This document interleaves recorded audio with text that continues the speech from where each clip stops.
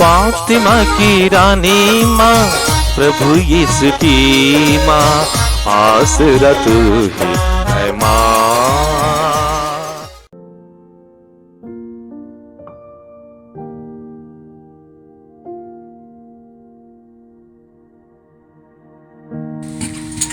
पहला पाठ राजाओं का दूसरा ग्रंथ, अध्याय 5, पद संख्याएं 1 से 15 तक।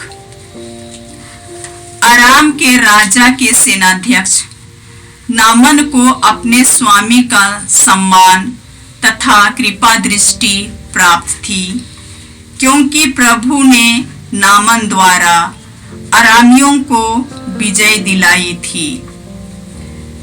वह महान योद्धा था, किंतु कोढ़ी था। अरामी छापामार किसी समय इस्राएल के देश से एक कन्या को उठा ले आए थे और वह नामन की पत्नी की दासी बन गई थी। उसने अपनी स्वामिनी से कहा, ओ यदि मेरे स्वामी समारिया में रहने वाले नबी से मिल जाते तो वह उन्हें कोढ़ से मुक्त कर देते। नामन ने अपने स्वामी को बताया कि इस्राएली कन्या ने क्या क्या कहा है। इस पर अराम का राजा बोला, तुम वहां जाओ, मैं तुम्हें इस्राएल के राजा के नाम एक पत्र दूंगा। नामन चल पड़ा और वह चांदी के 10 तोड़े, सोने की 6000 असरफियां और 10 जोड़े कपड़े अपने साथ ले गया। उसने इस्राएल के राजा को वह पत्र दिया। उसमें यह लिखा था, मैं इस पत्र के साथ अपने सेवक नामन को आपके पास भेजता हूँ, जिससे आप उसे कोढ़ से मुक्त कर दे। इस्राएल का राजा पत्र पढ़ते ही अपने वस्त्र फाड़कर बोल उठा, मैं तो ईश्वर नहीं हूँ जो मार और जिला सकता है। तो उसने किसी को कोढ़ से मुक्त करने के लिए क्यों मेरे पास भेजा है? वह निश्चय ही मुझसे लड़ने का बहाना ढूंढ रहा है। जब ईश्वर भक्त एलीसाई को यह पता चला कि इस्राएल के राजा ने अपने वस्त्र फाड़ डाले हैं, तो उसने राजा के पास यह कहला भेजा, आपने क्यों अपने वस्त्र फाड़ डाले हैं? वह मेरे पास आए तो वह जान जाएगा कि इस्राएल में एक नबी विद्यमान है। इसलिए नामन अपने घोड़ों और रथों के साथ आकर एलीसाई के घर के द्वार के पास खड़ा हो गया। एलीसाई ने उससे यह संदेश कहला भेजा, आप जाकर यरदन नदी में 7 बार स्नान कीजिए, आपका शरीर स्वच्छ हो जाएगा और आप शुद्ध हो जाएंगे। नामन क्रुद्ध हो उठा और यह कहते हुए चला गया। मैं समझ रहा था कि वह स्वयं बाहर आकर मुझसे मिलेंगे, अपने प्रभु ईश्वर का नाम लेकर प्रार्थना करेंगे और कोढ़ के स्थान पर हाथ फेर कर उससे दूर कर देंगे। क्या दमिश्क में अबाना और फरफर नामक नदियों का जल इस्राएल के सब जलाशयों से बढ़कर नहीं है? क्या मैं उसमें स्नान कर शुद्ध नहीं हो सकता था? इस पर वह मुड़कर क्रोध के आवेश में चला गया। उसके सेवक उसके पास आए और यह कहकर उससे समझाने लगे, पिता, यदि नबी ने आपको कोई कठिन कार्य करने को कहा होता तो आप उससे अवश्य करते। जब उन्होंने इतना ही कहा, स्नान कीजिए और आप शुद्ध हो जाएंगे, तो आपको ऐसा अवश्य करना चाहिए।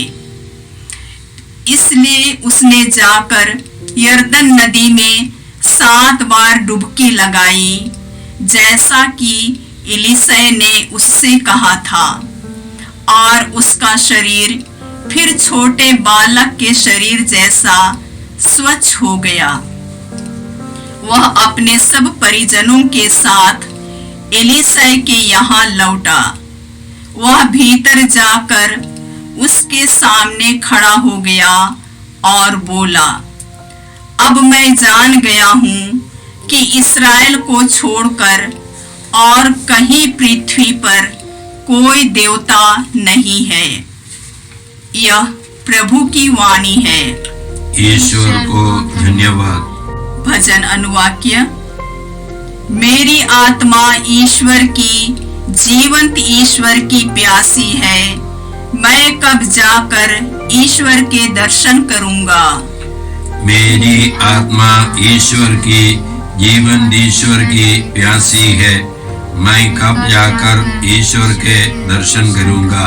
हे मेरे ईश्वर, हरनी जैसे जलधारा के लिए तरसती है।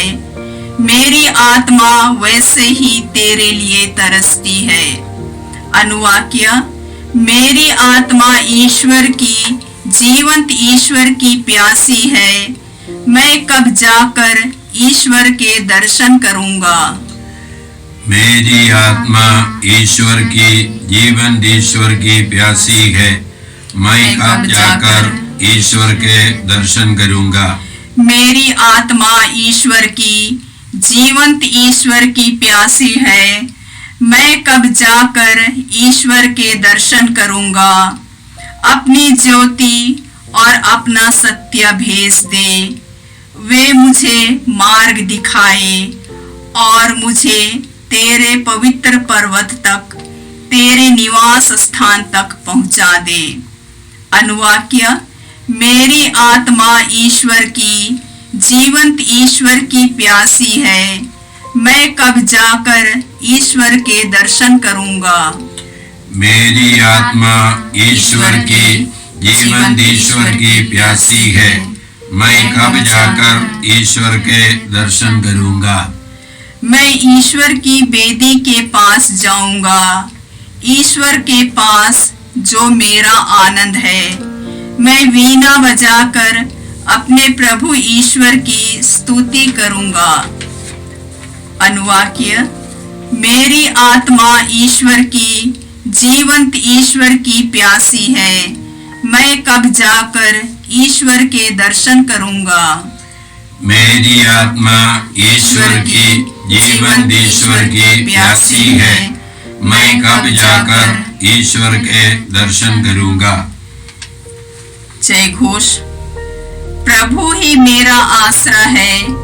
मैं उसकी प्रतिज्ञा पर भरोसा रखता हूँ। दया सागर प्रभु उदारता पूर्वक मुक्ति प्रदान करता है।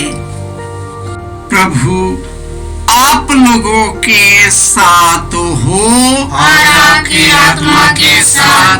संत लूकास के अनुसार प्रभु यीशु ख्रिस्त का पवित्र सुसमाचार। हे प्रभु तेरी महिमा हो। अध्याय 4 पद संख्याएं 24 से 30। यीशु ने नाजरत आकर सभागृह में लोगों से कहा, मैं तुम लोगों से कहे देता हूं, अपनी मातृभूमि में नबी का स्वागत नहीं होता। मैं तुम्हें विश्वास दिलाता हूं कि जब एलियस के दिनों में 3.5 वर्षों तक पानी नहीं बरसा और सारे देश में घोर अकाल पड़ा था, तो उस समय इस्राएल में बहुत सी विधवाएं थी। फिर भी एलीशा उनमें से किसी के पास नहीं भेजा गया। वह सीदोन के सारेप्ता की एक विधवा के पास भेजा गया था। जब और नबी एलिसियुस के दिनों में इस्राएल में बहुत से कोढ़ी थे, फिर भी उनमें से कोई नहीं बल्कि सीरी नामान ही निरोग हो गया था। जब सुनकर सभागृह के सब लोग बहुत क्रुद्ध हो गए, वे उठ खड़े हुए और उन्होंने यीशु को नगर से बाहर निकाल दिया। जिस पहाड़ी पर उनका नगर बसा था, वे यीशु को उसकी चोटी तक ले गए ताकि उन्हें नीचे गिरा दे, परंतु वह उनके बीच से निकल कर चले गए। यह प्रभु का सुसमाचार है। हे क्रिस्त तेरी स्तुति हो। ख्रिस्त में प्यारे भाइयों और बहनों, ईश्वर का वचन कहता है, तुम सारे हृदय से मेरे पास लौट आओ, मैं तुम पर दया करूंगा, क्योंकि प्रभु भला और सच्चा है। वह न्यायप्रिय ईश्वर है। वह पापियों को मार्ग पर ले चलता, दीनों को सन्मार्ग पर ले चलता और पद दलितों को अपने मार्ग की शिक्षा देता है। और जो कोई इस पर चलता है, उसे जीवन प्राप्त होता है। आज के पहले पाठ में हमने सुना किस प्रकार नामान एक सेविका के कहने से वह एलिसियुस के पास आता है। उसने सोचा था कि एलीशा उस पर हाथ रख के उसको चंगा करेगा, लेकिन उसने कहा, तुम यर्दन नदी में जाओ और 7 बार डुबकी लगाओ। वह इतना क्रुद्ध हुआ कि क्रोध से वह निकल गया। तब उसका एक नौकर ने उन्हें समझाया। उन्होंने तो बहुत बड़ा काम करने नहीं दिया, आप डुबकी लगाइए। और अंत में वैसा ही किया और वह शुद्ध हो गया। तब उनको यह विश्वास हुआ कि विश्व मंडल का प्रभु ही सबसे ताकतवर और न्यायप्रिय ईश्वर है। वही तरस खाकर हम पर दया करता है और हमें सब प्रकार के दुखों से हमें निकालता है। प्रभु यीशु अपने जन्म स्थान नाज़रेत जाते हैं। वहां पर लोगों को सही बात बोलते हैं। आज की दुनिया में सच्ची बातें कड़वी लगती है। जो कुकर्म करता है उनको कुकर्म बताइए, वो भड़क जाएगा। सच्ची बातें कीजिए, आपको मरवा डालने की कोशिश करेगा। वह सच्चाई का सामना करने से डरता है। और यीशु ने कुछ भी गलत नहीं कहा।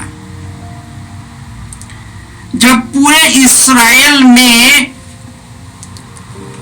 पूरा आकाश 3.5 वर्षों तक अकाल पड़ा था, तो एलियस किसी के पास नहीं भेजा गया, लेकिन सेरेप्ता की विधवा के पास, जो गैर यहूदी थी, और नामान भी गैर यहूदी था। इसलिए ये लोग भड़क गए।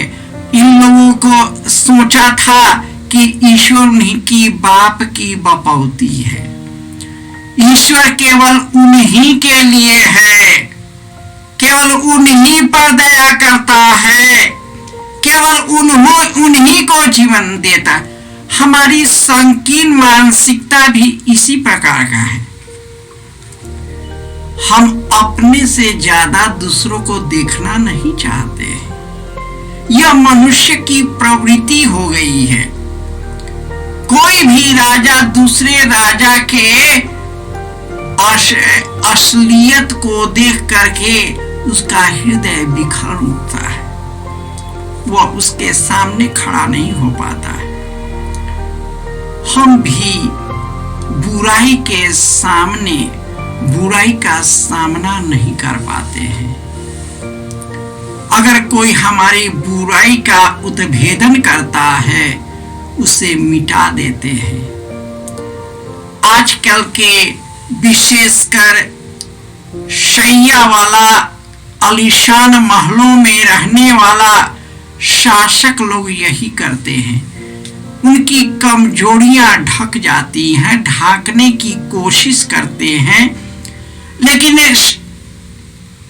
देश की हालात और परिस्थिति को देख करके हम पता लगा सकते हैं कि वह उस देश का शासक कैसा है, उस देश के जो चलाने वाले अधिकारी कैसे हैं।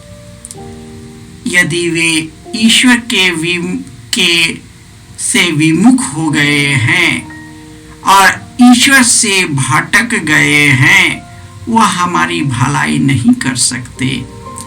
जिस प्रकार शास्त्री और फरीसी यीशु के सामने टिक नहीं पाए, वे ऊंचे पहाड़ पर ले जाकर के वहां से उनको ढकेलना चाहते थे, क्योंकि उन्होंने सही बात कहा।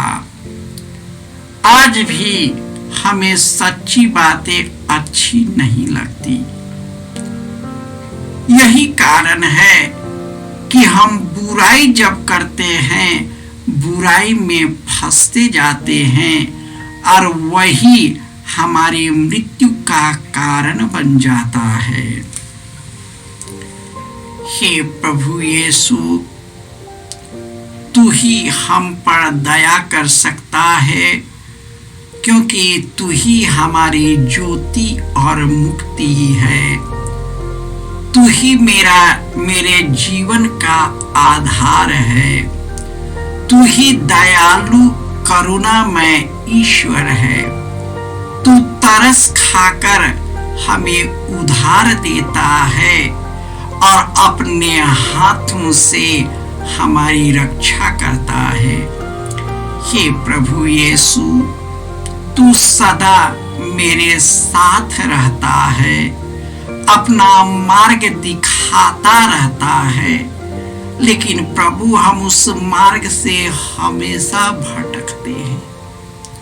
अपने जिंदगी को उसी बुराई में जकड़ कर अपनी जिंदगी बर्बाद करते हैं। हे प्रभु, इस 40 के समय में हम अपने हृदय मन को शुद्ध करें और विशुद्ध मन से तेरे पास आ सके, ताकि हे प्रभु हम तेरे नजर में पवित्र बने, हम उदार बने, हम अपने आप से ऊपर निकलकर दूसरों के लिए जी सके। जय यीशु। जय यीशु क्रिस्त में प्रिय भाई और बहनों, प्रभु यीशु ने हमें आदेश दिया है संसार के कोने कोने में जाकर सारी सृष्टि को सुसमाचार सुनाओ। सुसमाचार सुनने के लिए और सुनाने के लिए एक अच्छा मौका है। आप कृपया इस चैनल का सब्सक्राइब करें, लाइक करें, शेयर करें, बेल आइकन दबाएं ताकि यहाँ की नई वीडियोस की सूचना आपको मिलती रहेगी। साथ साथ आप दूसरों को भी प्रेरणा दें इसका सब्सक्राइब करने के लिए। याद रखें, कल के मिसा के दैनिक पाठ और उस पर टिप्पणियाँ आज ही दोपहर के बाद हम लोग अपलोड करते हैं। कृपया आज ही उसको सुनकर कल की तैयारी करें। प्रभु यीशु आपको और आपके परिवार को 100 गुनी आशीष देंगे। जय यीशु।